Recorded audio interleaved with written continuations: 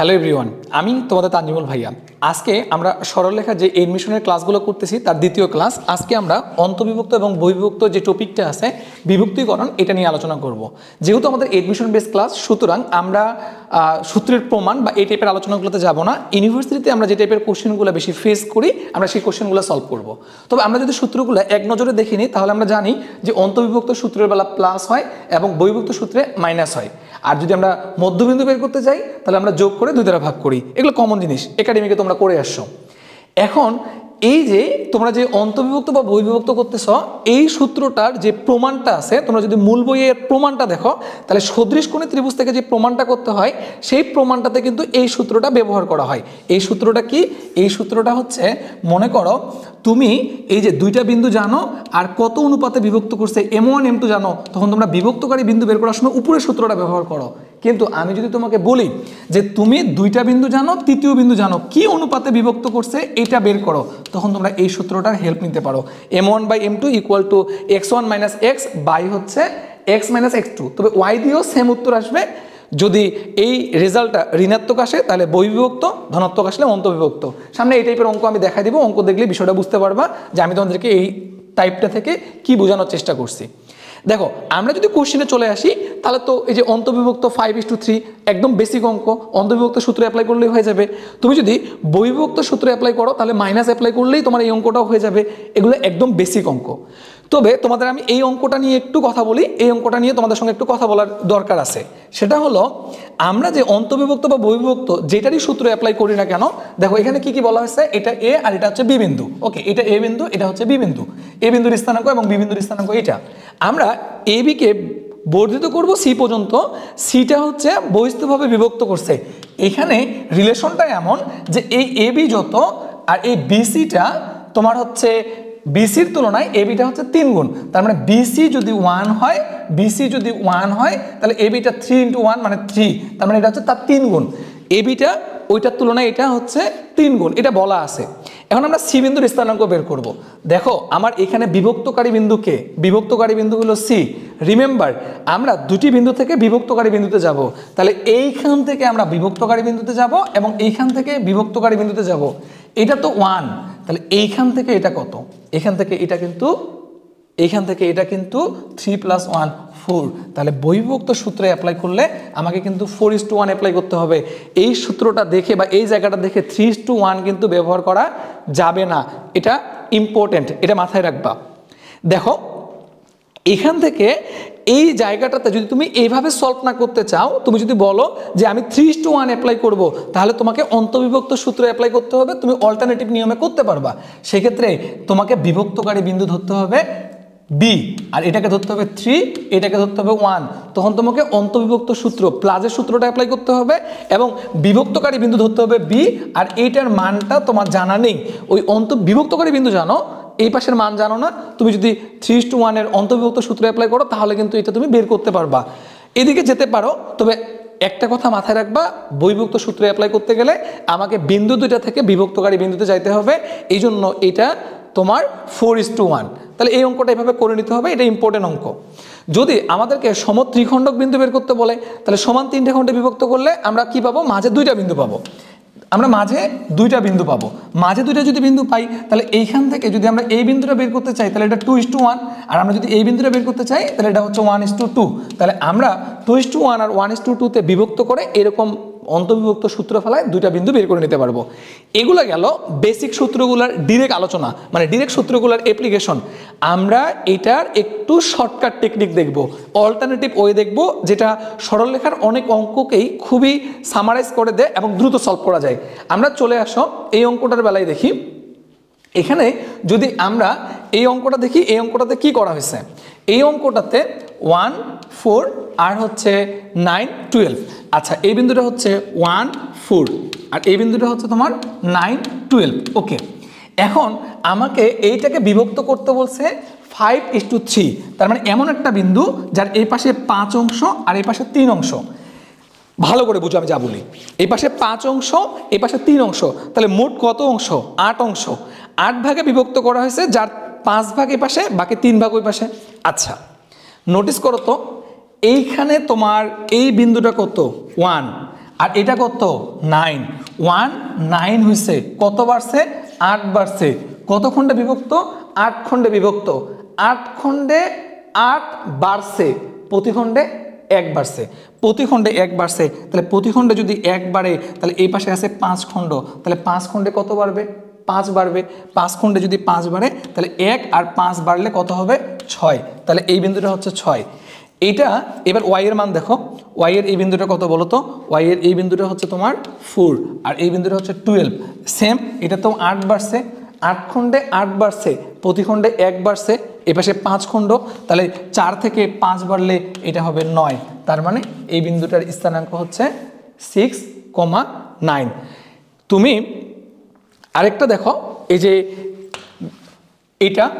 এটা হচ্ছে 1 4 আর এই বিন্দুটা কত এই বিন্দুটা হচ্ছে 9 -12 ওকে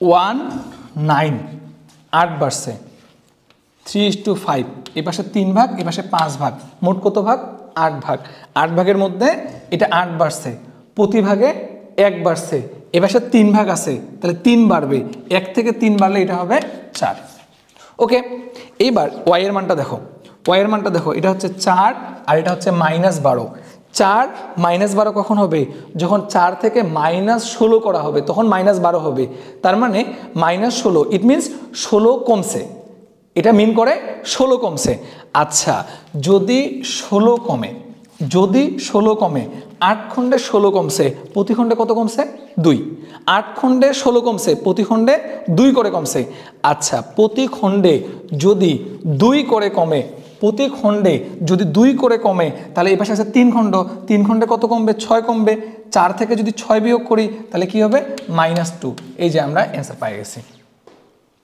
দেখো এই অঙ্কটার অ্যাপ্লিকেশন ইন্টারেস্টিং অ্যাপ্লিকেশনগুলো দেখো এই যে ধরো তোমাকে আমি বললাম যে এই দুইটা বিন্দু সমান 3টি খণ্ডে বিভক্ত করো তাহলে এই বিন্দুটা হচ্ছে 1 আর 3 আর এই পাশের বিন্দুটা হচ্ছে 28 আর 45 সমান 3টি খণ্ডে বিভক্ত করতে বলছে ওকে সমান 3টা খণ্ডে বিভক্ত করব 1 1 হইছে কত বলো 1 বেড়ে হইছে 28 কত বাড়ছে 27 27 বাড়ছে 3 খণ্ডে 3 খণ্ডে যদি 27 বাড়ে তাহলে প্রতি খণ্ডে কত বাড়ছে বলো তো 9 3 9 27 তাহলে 3 করে যদি 9 করে যদি বাড়ে তাহলে 1 আর 9 বাড়লে হবে 10 আর যদি 9 বাড়ে তাহলে হবে 19 দেখো x এর মান পেয়ে গেছি y এর দিকে তাকাও এটা 3 আর এটা হচ্ছে 45 তাহলে কত বাড়ছে 42 3 খণ্ডে 42 প্রতি খণ্ডে কত 14 14 করে তাহলে 3 আর 14 মিলে কত হয়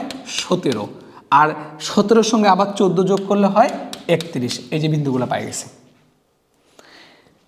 তুমি দেখো ইন্টারেস্টিংলি তোমাকে যদি আমি দেখাই এই যে এর একটু আগে যে আমরা এই সমত্রিখণ্ডক বিন্দুর স্থানাঙ্ক বের করলাম এই অঙ্কটার দিকে যদি তুমি তাকাও সমত্রিখণ্ডক তুমি খেয়াল করে দেখো সমত্রিখণ্ডকের দিকে যদি তুমি তাকাও খেয়াল করো এই যে 3টা বিন্দু বের করব এটা হচ্ছে 7 5 আর এটা হচ্ছে -2 -1 ওকে সমান 3টা খণ্ডে বিভক্ত করব এটা কত বলো তো এটা 7 এটা -2 7 -2 কত কমছে 7 -2 কত কমছে খেয়াল করে দেখো 9 কমছে তাহলে যদি 3 খণ্ডে 9 কমে তাহলে প্রত্যেক খণ্ডে কত করে কমছে 3 করে তাহলে 5 7 থেকে যদি আমি 3 কমাই তাহলে হবে 4 আরও যদি আমি 3 কমাই তাহলে হবে 1 তাহলে আমরা x এর মান পাই গেছি y এর দিকে তাকাও এটা হচ্ছে 5 এটা হচ্ছে -1 5 -1 হইছে কত কমছে 6 কমছে কয় খণ্ডে 3 খণ্ডে প্রতি খণ্ডে কত কমবে 2 তাহলে প্রতি খণ্ডে যদি 2 কমে 5 থেকে 2 কমাইলে হয় তোমার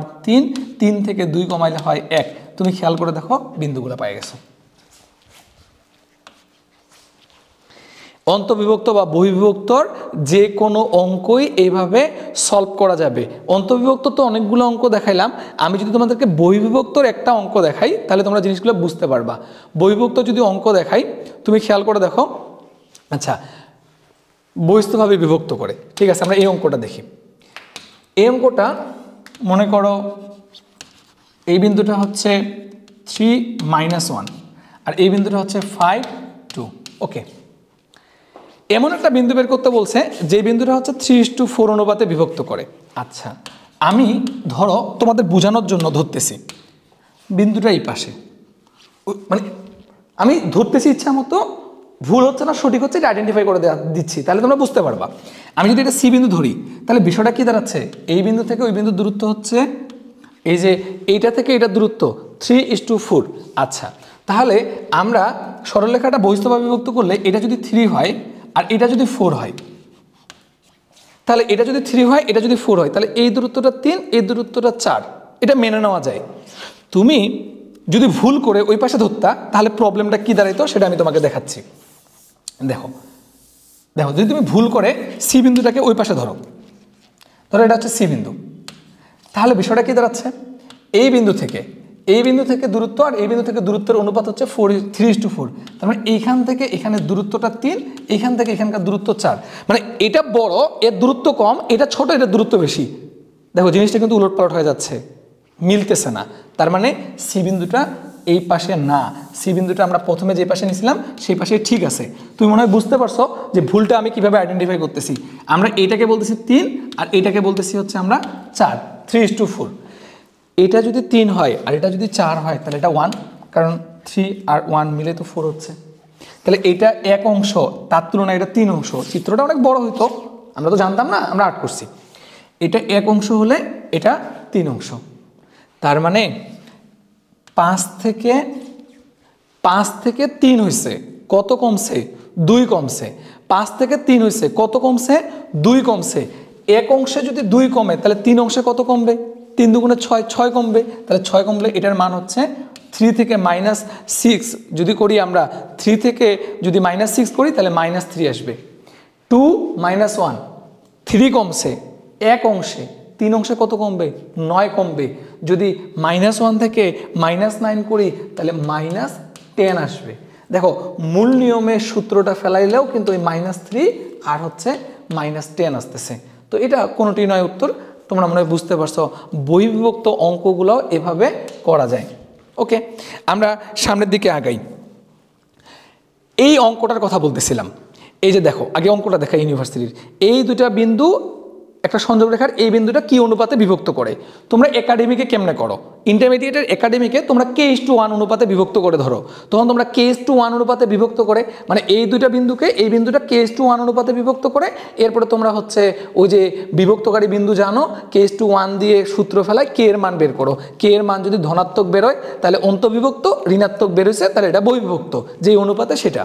তুমি এভাবে অঙ্কটা করতে পারো, কিন্তু তোমাকে একটু আগে ওই যে শুরুর দিকে ওই সূত্রটা দেখা দিছিলাম, তুমি যদি ওইটা দিয়ে সলভ করো যে তোমার m1 = m2 দরকার, তুমি কি করবা, তুমি x1 - x করবা, এটা x1 y1 x2 y2 আর এটা হচ্ছে xy। তাহলে x1 - x, x1 এর মান কত 3, মাইনাস x এর মান -1, তাহলে মাইনাসে মাইনাসে প্লাস। আচ্ছা আমি এইভাবেই দিচ্ছি, ডিটেলসে লিখতেছি। তারপরে কি করতে হবে, x মানে কি -1 মাইনাস x2 মানে কোনটা, এইটা। তুমি যদি এটা লিখো, তুমি এবার খেয়াল করো এটার মান কত হচ্ছে 4 আর তোমার এটার মান কত হচ্ছে -6, কাটাকাটি করলে কত হচ্ছে 2/3 মাইনাস, এই যে উত্তরটা চলে আসছে। তুমি চাইলে এই সূত্রটা বের করতে পারো, x দিয়ে করলেও হবে, y দিয়ে করলেও হবে, তোমার কাছে যদি কমফোর্ট মনে হয় করতে পারো, যদি প্যারা মনে হয় কোনো দরকার নেই, একাডেমিকে যেমনে করছো অমনে চলে যাও। কি যে যখন আমাকে তোমার হচ্ছে কত অনুপাতে বিভক্ত করতে মানে কোর্সে বের করতে হবে বলতেছে, তখন আমি k:1 ধরে নিচ্ছি, k এর মানটা বের করে নিচ্ছি, বাস অঙ্ক শেষ। ওকে, আমরা এরপরে যে টপিকটাতে যাব, এই ধরনের অঙ্ক এখানে বেশ কিছু করা আছে, করবা। এরপরে যেটাতে যাব এটা খুবই ইম্পর্টেন্ট একটা টপিক, সেটা হচ্ছে দুইটা বিন্দু x অক্ষ বা y অক্ষকে কি অনুপাতে বিভক্ত করে। আচ্ছা, আমি যদি তোমাদের একাডেমিক নিয়মে চলে যাই তাহলে তুমি খেয়াল করে দেখো এই অঙ্কটা তোমরা একাডেমিকে কিভাবে সলভ করছো। তোমরা একাডেমিকে যখন এই অঙ্কটা সলভ করতা তখন এই দুটা বিন্দু x অক্ষ কি অনুপাতে বিভক্ত করে যখন বলতো, তখন তোমরা ধরে নিতা যে k:1 অনুপাতে বিভক্ত করে।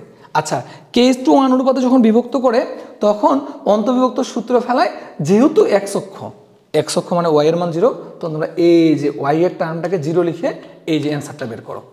আর যখন বলো y অক্ষ কি অনুপাতে বিভক্ত করে, তখন কিন্তু y অক্ষের বেলায় তোমরা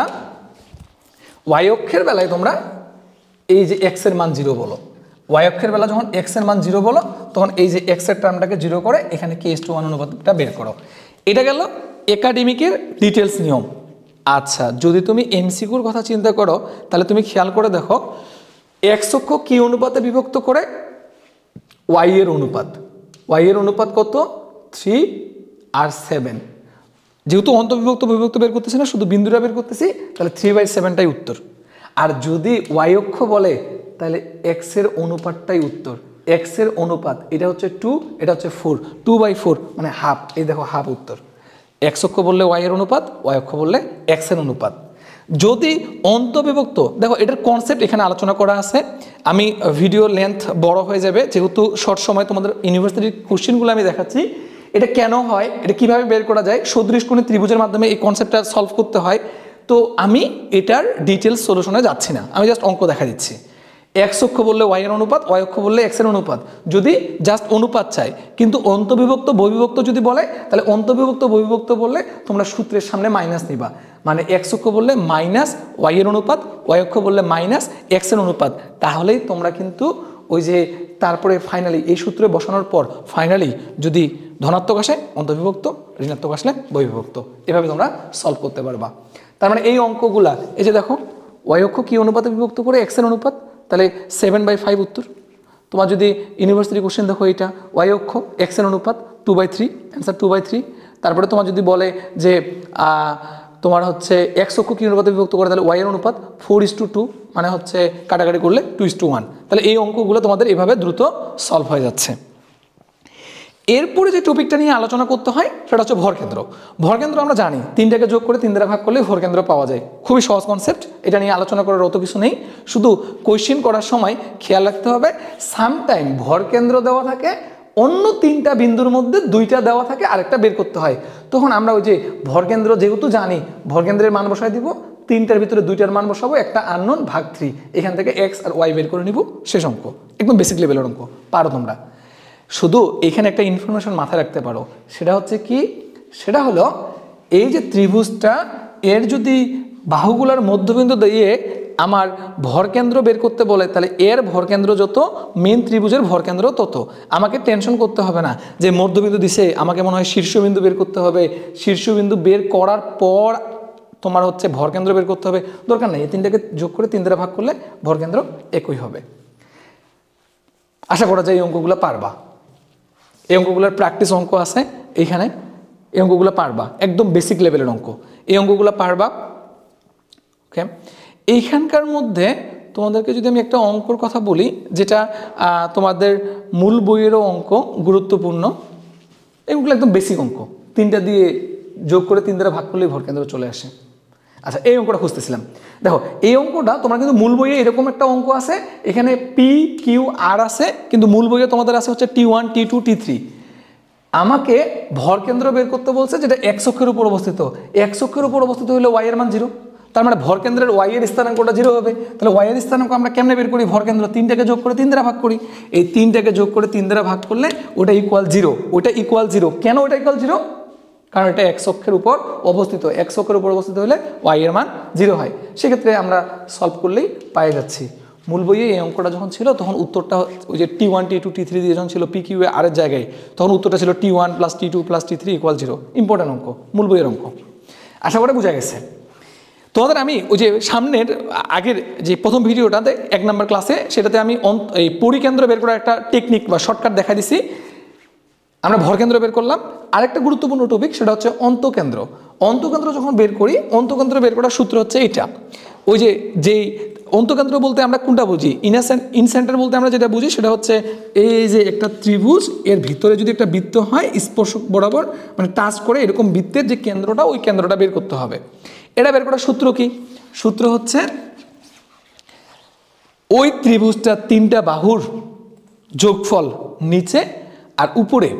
উপরে আমরা জানি কোণের বিপরীতটা তার বাহু, ওই বাহুর সঙ্গে এক্স বের করার সময় এ x1 B x2 C x3, Y বের করার সময় এ y1 B y2 C y3। এভাবে লিখলে আমরা বিন্দুটা বের করতে পারি। আরেকটা ইনফরমেশন মনে রাখবা, ত্রিভুজের লম্ববিন্দু, ভরকেন্দ্র আর পরিকেন্দ্র, এই লম্ববিন্দু আর পরিকেন্দ্রকে ভরকেন্দ্র 2:1 অনুপাতে বিভক্ত করে।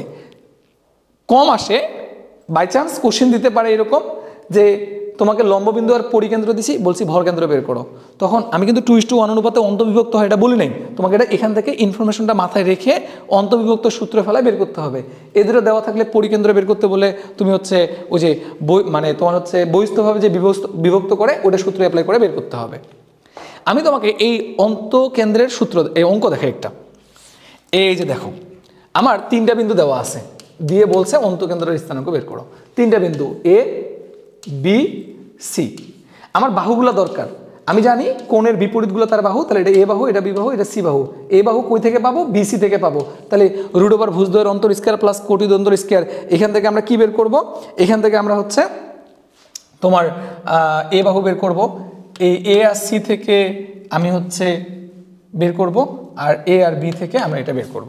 ওকে, অন্তকেন্দ্রের স্থানাঙ্ক যখন আমরা বের করতেছি, ওই যে একটু আগে যেটা বললাম, নিচের 3টা বাহুর যোগফল 5, 5, 6, নিচে যোগফল। আর এই যে এ এর সঙ্গে x1, বি এর সঙ্গে x2, সি এর সঙ্গে x3, এই যে বসাই দিয়ে x এর মান, y এর বেলা যোগফল নিচে, এ এর সঙ্গে x2, বি এর সঙ্গে y2, সি এর সঙ্গে y3। তুমি খেয়াল করছো এগুলো 0, 0, মানে যেহেতু অঙ্কটা বড়, ডাটাগুলোর ভিতরে প্রায় 0 থাকে, যেন ক্যালকুলেশনগুলো খুবই ছোট হয়ে যায়, খুব ইজিলি সলভ করা যায়। এই টাইপের কোশ্চেন আমাদেরকে ইউনিভার্সিটিতে অন্তকেন্দ্র বের করার জন্য দেয়। এগুলো ইম্পর্টেন্ট, এই অঙ্কগুলা করতে হবে, অন্তকেন্দ্রের অঙ্ক ইম্পর্টেন্ট। এইবার আরেকটা আমরা গুরুত্বপূর্ণ টপিক নিয়ে আলোচনা করব, যেটা হলো শীর্ষবিন্দুর স্থানাঙ্ক নির্ণয়। আচ্ছা, শীর্ষবিন্দুর স্থানাঙ্ক নির্ণয়, শীর্ষবিন্দুর স্থানাঙ্ক নির্ণয় যদি কথাবার্তা বলি, তাহলে একদম বেসিক লেভেলের চতুর্থ শীর্ষবিন্দুর স্থানাঙ্ক বের করতে গেলে ইন্টারমিডিয়েটের একাডেমিকে তোমরা কি করো? তোমরা বলো যে ভাইয়া এর যে কর্ণগুলো আছে, এই কর্ণগুলো একই বিন্দুতে সমদ্বিখণ্ডিত করে, তাহলে এর এক্সের এই দুইটার মধ্যবিন্দু আর এই দুটার মধ্যবিন্দু একই, তাহলে এই এক্সকে যোগ করে 2 দ্বারা ভাগ করলে যা পাবো, এই দুটাকে যোগ করে 2 দ্বারা ভাগ করব, এর মধ্যে 3টার মান জানি, চতুর্থটার মান বের হয়ে আসবে। এটাই আমাদের শর্টকাট। আচ্ছা, বা সলিউশন, শর্টকাট তো না, সলিউশন, শর্টকাট বের করব। তুমি নোটিস করো কি বললাম, তুমি বললা যে ধরো এটা x1 y1, এটা x2 y2, এটা x3, এটা y3, আর এটা x4, এটা হচ্ছে y4। ওকে, ঘটনা কি দাঁড়াইলো? যোগ করে 2 দ্বারা ভাগ করবো, যোগ করে 2 দ্বারা ভাগ করবো। x1 plus x3/2 equal x2 plus x4/2, by two কেটে দিলাম, আমরা x3 বের করব। এটার বসে পার করাও, x2 প্লাস x4 আর মাইনাস হচ্ছে x1। এইটার শর্টকাটটাকে এইভাবে বলা হয়, তুমি যেটা বের করবা, তোমার যেটা দরকার, তুমি যেটা বের করবা, ওর বিপরীতটা বিয়োগ করবা অন্য দুইটা যোগফল থেকে। তার মানে এখানে 5, এখানে 6, যোগ করলে 11, আর এখানে কত? 2, দেখিনি, হ্যাঁ এখানে 2, তার মানে 6 আর 5 যোগ করলে 11, 11 থেকে 2 বিয়োগ করলে কত হয়? 9, এই যে 9। তুমি y এর বেলা দেখো 8 আর 9 যদি যোগ করো, তাহলে তোমার হচ্ছে 8 আর 9 যদি যোগ করে 17, 17 থেকে 5 বিয়োগ করলে কত হচ্ছে? দেখো এইভাবে শর্টকাট আমরা অ্যাপ্লাই করতে পারি। শর্টকাটটা কি?